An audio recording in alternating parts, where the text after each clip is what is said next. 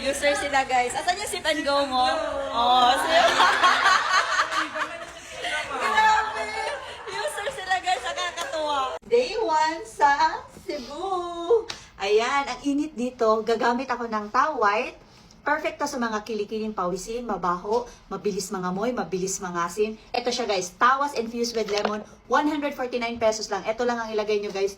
Kaya na kayong ipaglaban nito ng buong araw. Kung magkakastain ba sa kilikili, kung nakaitim kayo na damit or puti, hindi. Kaya super ganda nitong ating tawas. Di ba hindi ka na babalik sa abroad? Babalik ako, makasyon na lang. Hindi na siya guys. Ito yung sagot sa mga katanungan na babalik pa ba si Tito Mel? Akala ko ba for good na babalik siya sa Cebu. Kaya sabi ko ang bilis ng panahon. Babalik siya ulit guys dito sa Cebu, hindi sa abroad. Diba guys, sa kwento ko sa inyo na sales lady ako noon. Diyan ako nagtatrabaho sa SM. So, namimiss ko tuloy.